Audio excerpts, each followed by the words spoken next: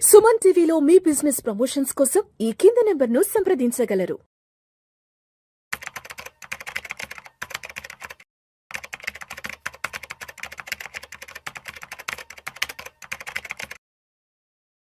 అసలు stop loss అనేది ఎలా ప్లేస్ చేయాలి, ఈ స్టాప్ లాస్లో ఎన్ని రకాలు ఉన్నాయి, సో ఈ స్టాప్ లాస్ అనే టాపిక్ గురించి మా ప్రేక్షకులకు డీటెయిల్గా తెలియజేయగలరు.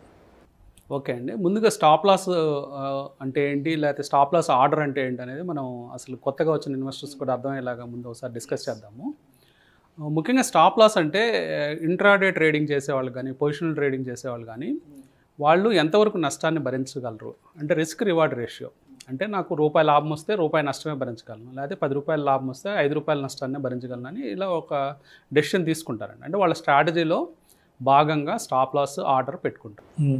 అంటే ఫర్ ఎగ్జాంపుల్ ఒక ఇన్వెస్టరు 155 రూపాయల్లో, ఒక ట్రేడరు 155 రూపాయల్లో ట్రేడ్ తీసుకున్నాడు, బై చేశాడు. సో అతను స్టాప్ లాస్ అతను మ్యాక్సిమం 3% అనుకోండి. సో ఫర్ ఎగ్జాంపుల్ 3% అయితే 150 రూపాయల 50 పైసలో, లేకపోతే 149 50 పైసలో అప్రాక్సిమేట్గా ఆ ప్రైసెస్ వరకు వస్తే నేను నష్టాన్ని భరిస్తాను, అంతకంటే ఎక్కువ నష్టాన్ని నేను తీసుకొని ఈ రోజు వరకు అని చెప్పేసి నిర్ణయించుకొని తను ఒక స్టాప్ లాస్ పెట్టుకుంటాడు. దీంట్లో రకాలంటే టైట్ స్టాప్ లాస్ అంటుంటారు. మామూలుగా జనరల్గా అడ్వైస్ చేసినప్పుడు టైట్ స్టాప్ లాస్ పెట్టుకోండి అంటారు. అంటే కొంచెం రిస్కీ ఉంది, ఎక్కువ దూరం పెట్టుకున్న ఉపయోగం లేదనే సందర్భాల్లో స్టాప్ లాస్ని చాలా దగ్గరగా పెడతారు. అంటే 155 రూపాయలు ఎక్కువని 154, 153.5 అట్లా కేవలం రూపాయిన్నర అంటే 1%కే స్టాప్ లాస్ పెట్టుకొని ట్రేడ్ చేసుకుంటారు. కొంతమంది ఇంకా స్కాల్పర్స్ ఉంటారు, అంటే తక్కువ అమౌంట్, అంటే వాళ్ళ ప్రాఫిట్ టార్గెటే 50 పైసలు ఉంటుంది. వాళ్ళ స్టాప్ లాస్ కేవలం 20 పైసలు 15 పైసలు మాత్రమే స్టాప్ లాస్ పెట్టుకొని వాళ్ళు ట్రేడ్ చేస్తుంటారు. అట్లాగే వైడ్ స్టాప్ లాస్ ఉంటుంది, అంటే చిన్న స్టాప్ లాస్లు కొట్టేసి స్టాక్ మళ్ళీ పైకి వెళ్ళే అవకాశం ఉంటుంది. అట్లాంటి సందర్భంలో కొంచెం దూరంగా స్టాప్ లాస్ పెట్టుకోమని అడ్వైస్ చేస్తూ ఉంటారు అనలిస్టులు. అట్లాంటి సందర్భాల్లో ఇందాక మనం చెప్పుకున్నట్టు 155 రూపాయల దగ్గర కొంటే 149, 150, 151 అట్లా దూరంగా స్టాప్ లాస్ పెట్టుకుంటారు. దీన్ని వైడ్ స్టాప్ లాస్ అంటారు.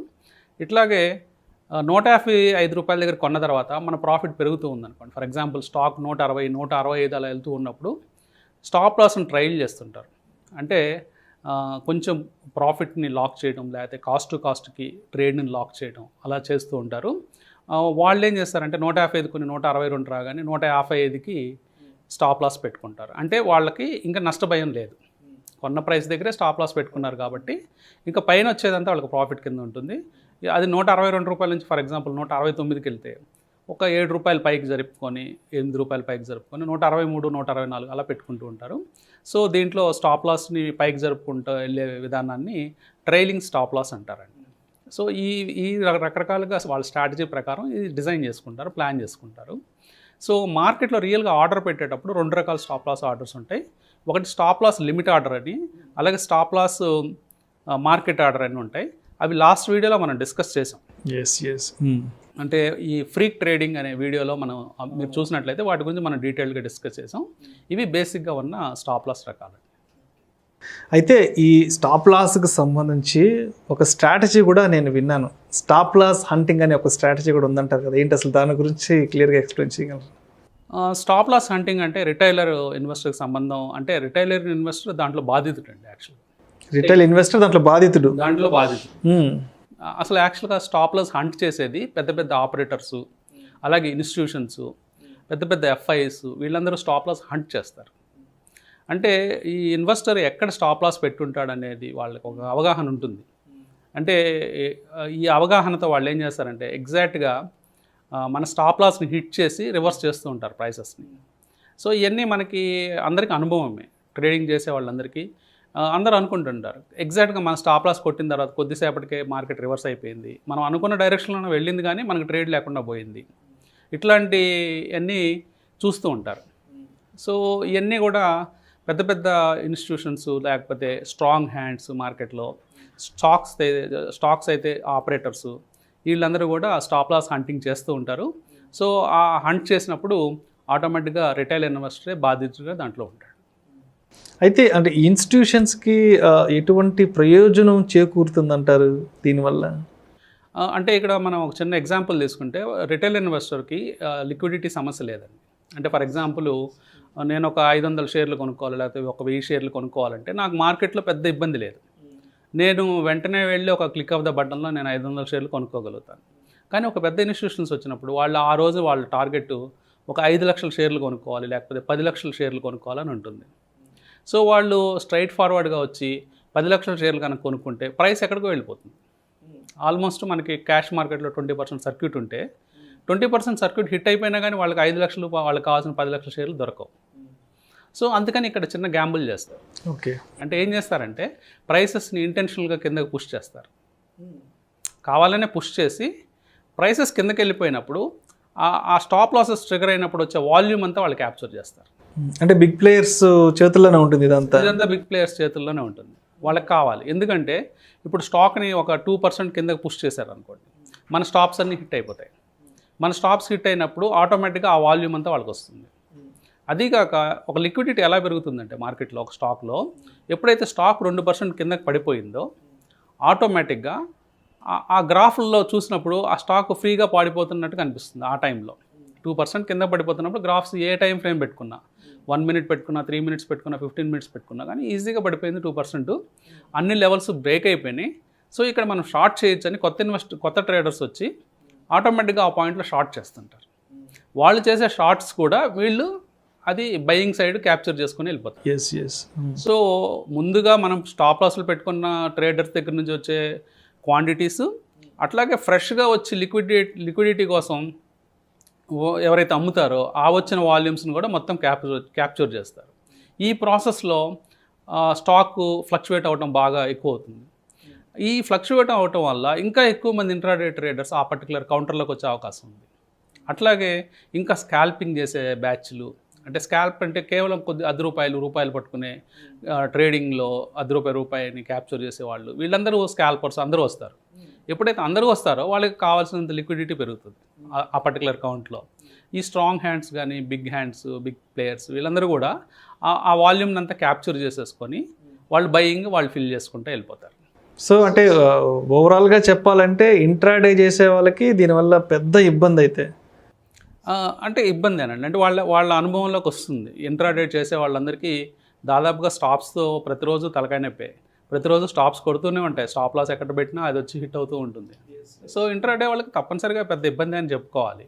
కానీ దీన్ని తప్పించుకోవాలి, ఎలా తప్పించుకోవాలి, అసలు ఎందుకు స్టాప్ లాస్ ఎక్కడ ఏ లెవెల్స్లో కొడుతుంది అనేది కూడా మనం డిస్కస్ చేయాలి. ఓకే, అంటే ఇప్పుడు మీరు చెప్తున్నట్టు ఇటువంటి ఇబ్బందుల నుంచి రిటైల్ ఇన్వెస్టర్స్ అనేవాళ్ళు సేఫ్ జోన్లోకి రావాలి, ఆ ఇబ్బందుల్లోంచి తప్పించుకొని బయటకు రావాలంటే మరి వాళ్ళు ఎటువంటి ప్రత్యామ్నాయాల కోసం అన్వేషించాలంటారు? అంటే సేఫ్ జోన్లోకి రావాలంటే అదేవిధంగా ఎక్కువగా ఏ లెవెల్స్లో ఇటువంటి ఇబ్బంది జరుగుతుందంటారు? ఏ లెవెల్స్లో ఎక్కువగా ఇబ్బంది జరుగుతుందంటే ఇది అందరికీ తెలిసిన పాయింట్స్ ఉంటాయండి కొన్ని. అంటే మన హైడ్ చేయలేని పొజిషన్స్ ఉంటాయి. అంటే అది అందరికీ తెలిసిపోయిన ఓపెన్ సీక్రెట్స్ అనమాట. ఫర్ ఎగ్జాంపుల్ కొంతమంది స్టాప్ లాస్ ఎలా పెడుతూ ఉంటారంటే ఈరోజు లో పాయింట్ ఎక్కడ ఉంటుందో అక్కడ పెట్టడం, లేకపోతే ప్రీవియస్ డే లో పాయింట్ దగ్గర పెట్టడం, లేకపోతే స్వింగ్ లో ఎక్కడైతే వస్తుందో స్వింగ్ లో దగ్గర పెట్టడం, లేకపోతే పాపులర్ మూవింగ్ యావరేజెస్ ఏదైతే ఉంటాయో 20 కానీ 50 కానీ వాళ్ళ టైం ఫ్రేమ్స్లో ఆ మూవింగ్ యావరేజెస్ కింద ఒక 0.5% లోపల ఆ మూవింగ్ యావరేజ్కిను వాళ్ళు స్టాప్ లాస్ ట్రిగర్ ప్రైస్కిను ఒక 0.5% తేడాలో పెట్టుకోవడం, ఇట్లాంటివన్నీ కూడా ఇవి అందరికీ తెలిసిన పాయింట్స్. సో ఈ క్లియర్గా మనకి పెద్ద దాక్కునే అవకాశం లేదు. సో దీన్ని కంట్రోల్ చేయొచ్చు అంటే కంట్రోల్ కూడా చేయలేము.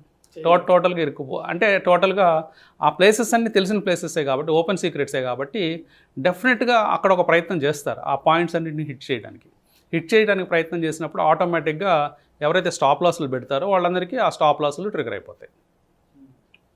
సో మీరు అంతకుముందు అడిగినట్లుగా ఈ మార్గాలు ఏమున్నాయి, ప్రత్యామ్నాయ మార్గాలు సేఫ్ జోన్లోకి రావడానికి కానీ మనం తప్పించుకోవడానికి ఏమైనా మార్గాలు ఉన్నాయని మనం ఆలోచిస్తే పెద్దగా మార్గాలు లేవండి. అంటే దీన్ని మనం ఏం కంట్రోల్ చేయలేము. ఇది నిత్యం జరుగుతూనే ఉంటుంది అన్ని మార్కెట్స్లో. ఇండియా మార్కెటే కాదు, యూఎస్ మార్కెట్ కాదు, ప్రపంచవ్యాప్తంగా అన్ని టాప్ స్టాక్ మార్కెట్స్ జరిగే విధానమే.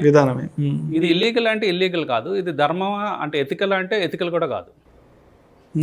అంటే ఎథికల్ కాదు, కానీ ప్రతి ఒక్కళ్ళు డబ్బు సంపాదించడానికి వచ్చారు కాబట్టి ఎవరి మార్గాలు వాళ్ళు అన్వేషించుకుంటూ ఉంటారు.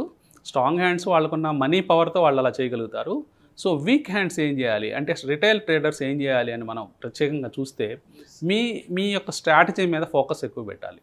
సో మీ స్ట్రాటజీలో ఇందాక మనం చెప్పుకున్నట్లు ఈజీగా లొకేట్ చేయగలిగే ప్లేసెస్ కాకుండా, అంటే ఆ ప్లేసెస్ని మీరు అసలు చూడాల్సిన అవసరమే లేదు. మీ స్ట్రాటజీలో రూల్ బేస్డ్ స్ట్రాటజీ అనుకోండి, ఫిక్స్డ్ పర్సంటేజెస్లో మీరు ట్రేడ్ చేసుకోవచ్చు, ఫిక్స్డ్ పర్సంటేజ్ స్టాప్ లాసెస్ మీరు పెట్టుకోవచ్చు.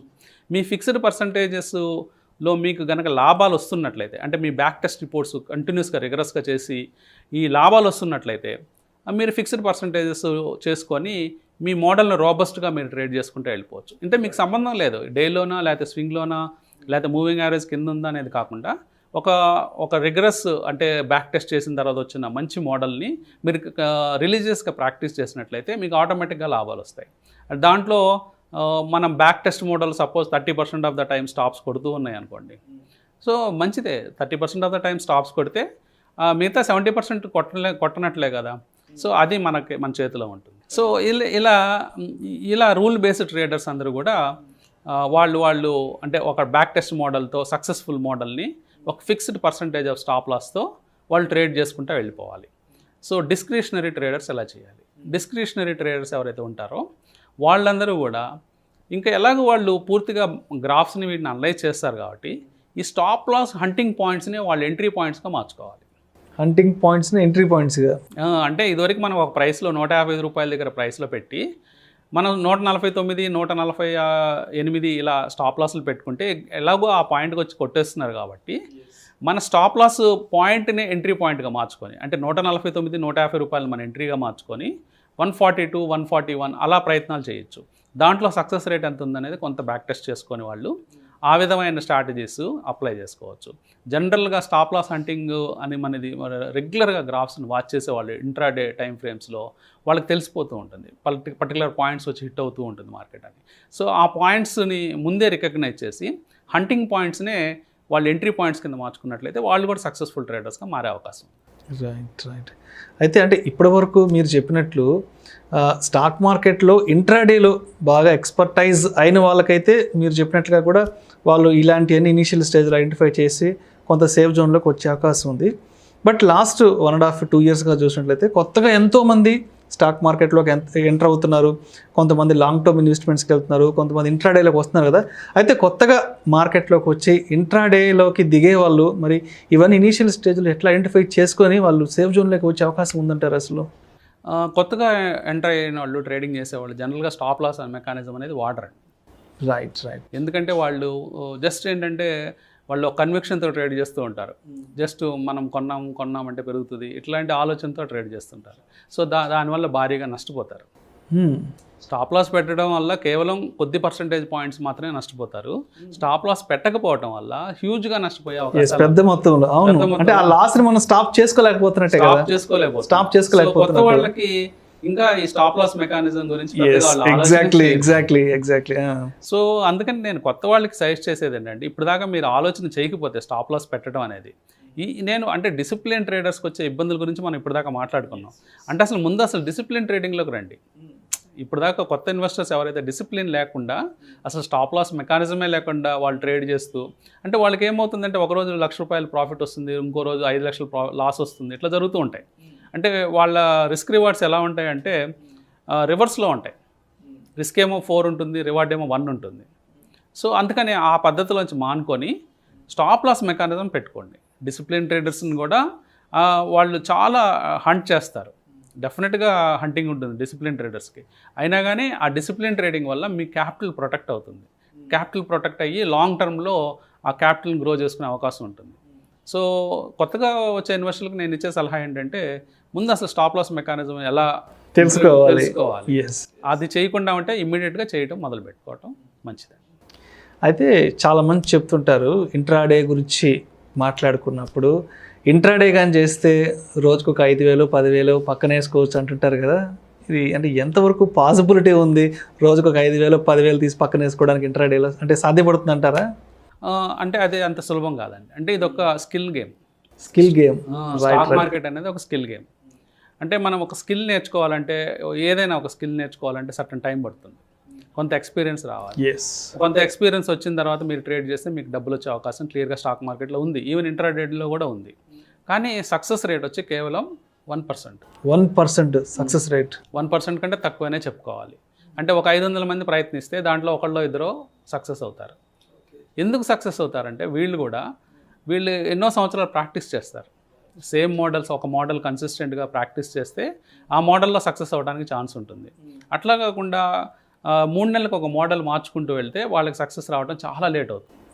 కాబట్టి ఇంట్రాడే ట్రేడింగ్ చేసినా లేదా పొజిషనల్ ట్రేడింగ్ చేసినా ఏదైనా ఒక మోడల్ని మీరు కన్సిస్టెంట్గా ట్రేడ్ చేసినట్లయితే లాభాలు వచ్చే అవకాశం ఉంది. మీరు చెప్పినట్లు రోజుకి 5,000 తీసుకొని రోజుకి 10,000 తీసుకొని ఇట్లా ఒక డైలీ వేజెస్ రూపంలోనో లేకపోతే శాలరీ రూపంలో అట్లా మార్కెట్ ఇవ్వదు. పాసిబిలిటీ లేదు, అసలు పాసిబిలిటీ లేదు. రోజుకి 5,000 వెనకేసేసుకోవచ్చు, 10,000 వెనకేసేసుకోవచ్చు, పాసిబిలిటీ లేదు. అలా పాసిబిలిటీ ఉన్నట్లయితే ఎవరు ఉద్యోగం చేయాల్సిన పని లేదు. ఎగ్జాక్ట్లీ. సో అందరూ స్టాక్ మార్కెట్కి వచ్చి 1,00,000 2 లక్షలు వచ్చేస్తుంది మనం చెప్పినట్టు రోజుకి 5,000 6,000 అంటే. ఇండియాలో అందరూ స్టాక్ మార్కెట్లోనే కూర్చొని రోజు ఇంటికి డబ్బులు తీసుకెళ్లే ప్రాసెస్ పెట్టుకోవచ్చు. కానీ అది లేదు, అది ముందు నమ్మాలి. సో మీరు ఎలా సంపాదన లేదా అసలు ఎవరు సంపాదించలేరంటే అది కూడా రాంగే. సంపాదించే వాళ్ళు చాలామంది ఉన్నారు స్టాక్ మార్కెట్ ద్వారా. కాబట్టి కాకపోతే ఏంటంటే వాళ్ళు చాలా సంవత్సరాలు ప్రాక్టీస్ చేస్తారు, ఒకే సిస్టమ్ను ప్రాక్టీస్ చేసుకుంటూ దాంట్లో రాటు తేలి వాళ్ళు సంపాదన మొదలు పెడతారు. సో అలాంటి వాళ్ళు అడ్వైజులు కానీ అలాంటి వాళ్ళ గైడెన్స్ తీసుకున్నట్లయితే మీరు ఈజీగా డబ్బులు సంపాదించే అవకాశం ఉంటుంది. అంటే మీకు ఒక 5 సంవత్సరాలు ఒక స్కిల్ నేర్చుకోవడానికి 4-5 సంవత్సరాలు పట్టింది అనుకోండి, ఆ టైము ఒక రైట్ గైడెన్స్ ద్వారా 1 సంవత్సరానికి తగ్గిపోతుంది. సో ఈదర్ రామకృష్ణ గారు, సో ఓవరాల్గా ఈ స్టాప్ లాస్ హంటింగ్ అనే ఈ కాన్సెప్ట్కి సంబంధించి ఆల్రెడీ మార్కెట్లో ఉన్న డిసిప్లిన్ ట్రేడర్స్కి ఎటువంటి సలహాలు సూచనలు ఇస్తారు? అదేవిధంగా మార్కెట్లోకి కొత్తగా రాబోతున్న ఇన్వెస్టర్స్ కానీ ట్రేడర్స్ కానీ సో వాళ్ళకి ఎటువంటి సలహాలు ఇస్తారు ఈ స్టాప్ లాస్ హంటింగ్కి సంబంధించి? అంటే మనం క్లుప్తంగా చెప్పుకోవాలంటే అసలు కొత్తగా వచ్చిన వాళ్ళు ఇప్పటిదాకా స్టాప్ లాస్ అనేది తెలియకుండా, అంటే తెలిసినా కానీ వాడకుండా ఉండేవాళ్ళు అది వాడటం నేర్చుకోమని చెప్తాను. దాన్ని ప్రాక్టీస్లో పెట్టమని చెప్తాను. స్టాప్ లాసెస్ పెట్టడం, స్టాప్ లాసెస్ హిట్ అయిన తర్వాత హిట్ కాకుండా వచ్చిన లాభాలు అనుకునే విధంగా ఓవరాల్గా 10 ట్రేడ్స్ చేశారనుకోండి, ఒక 4 ట్రేడ్స్ 3 ట్రేడ్స్ స్టాప్ లాస్లు కొట్టినా మనకు పెద్ద ప్రమాదం లేదు. ఒక 5-6 ట్రేడ్ల నుంచి 7 ట్రేడ్ల దాకా స్టాప్ లాస్ కొట్టకపోతే దానివల్ల వచ్చే లాభాలు ఈ వచ్చిన నష్టాల కంటే ఎక్కువగా ఉంటాయి. కాబట్టి అది ప్రాక్టీస్ చేయమంటాను. అంటే ఇప్పటిదాకా ఇంప్లిమెంట్ చేయకపోతే స్టాప్ లాస్ మెకానిజాన్ని ఇంప్లిమెంట్ చేయమని చెప్తాను. ఆల్రెడీ ఇంప్లిమెంట్ చేస్తున్న డిసిప్లిన్ ట్రేడర్స్ ఎవరైతే ఉంటారో అప్పుడప్పుడు వెక్స్ అయిపోతూ ఉంటారు. ఏంటి ప్రతిసారి మన స్టాప్ లాస్ కొడుతుంది, అసలు పెట్టకుండా ఉంటే కొట్టలేదు కదా అనే ఆలోచన కూడా వస్తుంది. దాని ద్వారా మానేద్దామా, స్టాప్ లాస్ మెకానిజం తీసేసి డిస్క్రిషనరీగా పొజిషన్స్ పెట్టి ఊరిని చూస్తూ ఎప్పుడొకప్పుడు మనకు మనసు తోచినప్పుడు ప్రాఫిట్ బుక్ చేద్దాం అనుకుంటూ ఉంటారు. కానీ కొన్నిసార్లు ఇది నాన్న పులి కథ లాంటిది అనమాట. అంటే పులి ఎప్పుడు వస్తుందో తెలియదు, కానీ ప్రతిసారి మనం అలర్ట్గా ఉండాలి. రైట్. కాబట్టి డిసిప్లిన్ ట్రేడర్స్ కూడా 4 సార్లు పుల్ రాలేదు కాబట్టి పెట్టడం అనవసరం అని చెప్పి వెళ్లకుండా ఉంటే 5వ సారి డెఫినెట్గా పుల్ వస్తుంది. పులి రావడం అంటే ఏంటంటే మీ స్టాప్ లాస్ హిట్ అయిపోయిన తర్వాత కూడా మార్కెట్ అదే డైరెక్షన్లో దూసుకెళ్ళిపోతుంది. అప్పుడు మీ లాస్ అపరిమితంగా పెరిగిపోతుంది. అందువల్ల తప్పనిసరిగా డిసిప్లిన్ ట్రేడర్స్ ఈ ఆలోచన మానుకొని ఒక సిస్టమేటిక్గా ఒక బ్యాక్ టెస్టెడ్ మోడల్తో ఒక ప్రూవ్డ్ స్ట్రాటజీతో మీ స్టాప్ లాస్ మెకానిజంని కంటిన్యూస్ చేయమని చెప్తాను. Thank you so much either Ramakrishna గారు. మా ప్రేక్షకులు ఎప్పటి నుంచో అడుగుతున్న ఈ స్టాప్ లాస్ హంటింగ్ అనే టాపిక్ గురించి ప్రేక్షకులకు క్లియర్గా డీటెయిల్గా మీరు నాలెడ్జ్ షేర్ చేశారు. Thank you so much sir. Thank you Vishnu గారు, అలాగే సుమన్ టీవీ ప్రేక్షకులు.